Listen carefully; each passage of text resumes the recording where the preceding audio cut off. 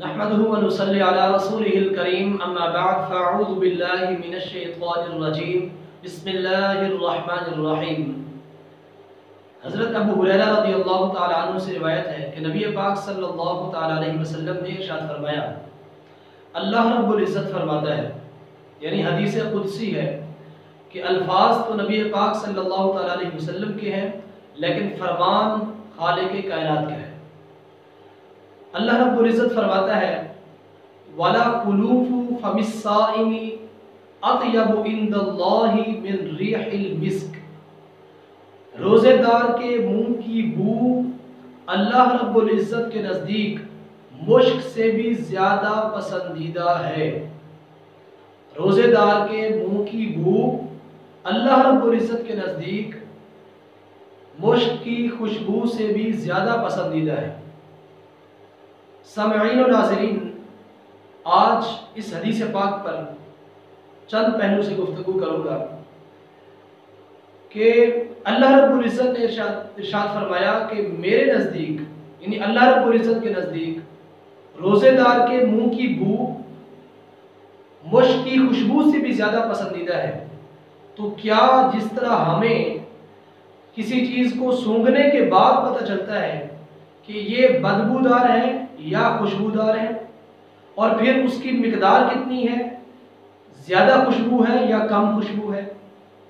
کیا اللہ رب العزت کے ہاں بھی ایسا ہی معاملہ ہے؟ نہیں، ایسا نہیں، بلکہ اللہ رب العزت کے نزدیک یہاں پر جو حدیث پاک کا مفہوم بنتا ہے وہ اجر و ثواب کی بات ہے، وہ خوشنودی کی بات ہے، وہ مقبولیت کی بات ہے۔ اس لیے صحیح مسلم کے اندر ایک لفظ کا اضافہ ہے کہ وہاں پر الفاظ یہ ہیں وَلَا خُلُوفُ فَمِ الصَّائِمِ عِنْدَ اللَّهِ يَوْمَ الْقِيَامَةِ مِنْ رِيحِ أَطْيَبُ مِنْ رِيحِ الْمِسْكِ، کہ روزے دار کے منہ کی بو اللہ کے نزدیک قیامت کے دن وہ مشک کی خوشبو سے بھی زیادہ پسندیدہ ہے، مشک کی خوشبو سے بھی زیادہ بہتر ہے۔ تو لہذا یہاں پر بات قیامت کے دن کی ہو رہی ہے، یعنی اجر و ثواب کی بات ہو رہی ہے کہ اللہ رب العزت روزے دار کو اس کے سارا دن بھوکا اور پیاسا رہنے کی وجہ سے، خالی پیٹ ہونے کی وجہ سے، معدے کے خالی ہونے کی وجہ سے جو اس کے منہ سے بو آتی ہے، جو پیٹ سے بو نکلتی ہے، اس بو پر جو صبر کرتا ہے، اس بو کی جو تنگی ہے اس کو وہ برداشت کرتا ہے، اس برداشت کرنے کے ثواب کے طور پر، اس کے اجر کے طور پر قیامت کے دن اللہ رب العزت اس کو اجر عطا فرمائے گا۔ اور اللہ رب العزت کو یہ بو اس لیے پسند ہے کہ وہ روزہ رکھتا ہے تو اللہ رب العزت کی رضا کی خاطر رکھتا ہے۔ تو پہلی بات یہ ہے کہ یہاں پر بات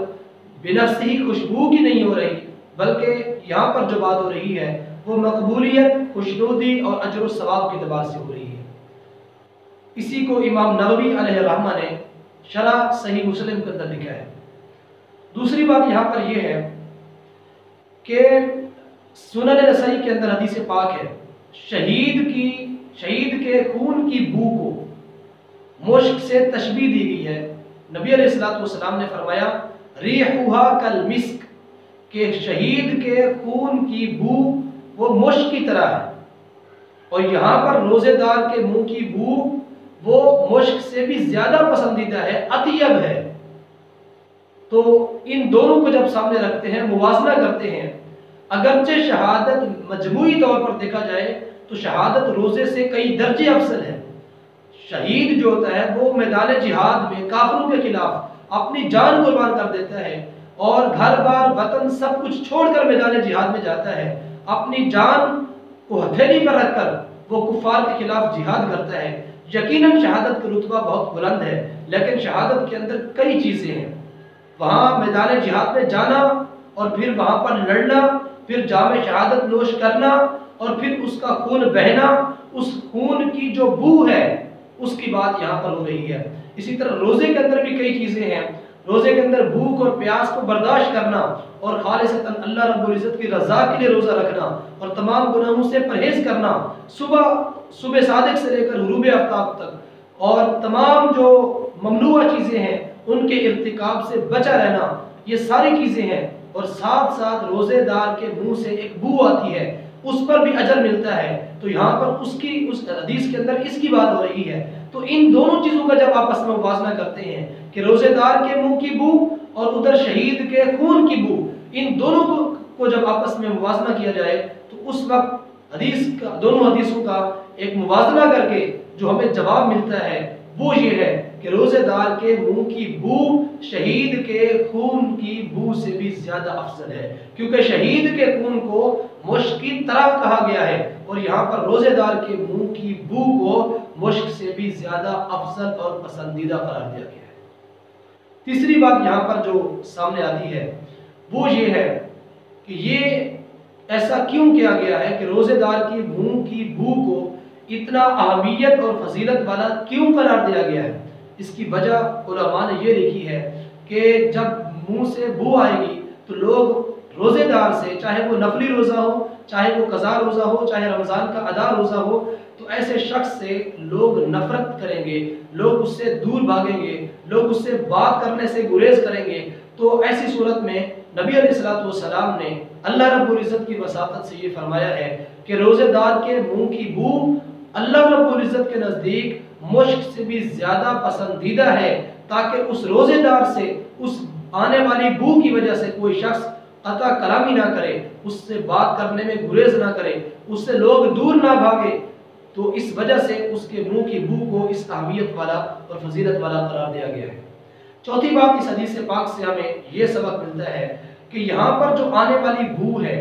یہ وہ بو نہیں ہے جو دانتوں کے اندر ہوتی ہے، جو منہ کے اندر ہوتی ہے، جو مسواک کی وجہ سے ختم ہو جاتی ہے۔ اس لیے بعض لوگ غلط فہمی کا شکار ہیں کہ اگر ہم روزے کے حالت میں مسواک کریں گے تو یہ تو بو ختم ہو جائے گی، حالانکہ اس بو کی اتنی فضیلت بیان کی گئی ہے کہ وہ مشک سے بھی زیادہ پسندیدہ ہے بارگاہ خداوندی میں۔ تو اس مسواک کی وجہ سے وہ کہیں ختم نہ ہو جائے، اس ڈر سے لوگ مسواک نہیں کرتے، حالانکہ یہ بات سراسر غلط ہے۔ صحیح بات یہ ہے کہ یہ اس بو کی بات ہو رہی ہے جو خالی معدہ، خالی پیٹ ہونے کی وجہ سے پیٹ سے نکلتی ہے، معدے سے نکلتی ہے، وہ بو مسواک کی وجہ سے ختم نہیں ہوتی، وہ بو مسواک کرنے کے باوجود برقرار رہتی ہے۔ لہذا ایسی صورت میں ہمیں حدیث سے یہ سبق ملتا ہے کہ ہمیں اس بو سے نفرت بھی نہیں کرنی، اور یہ بو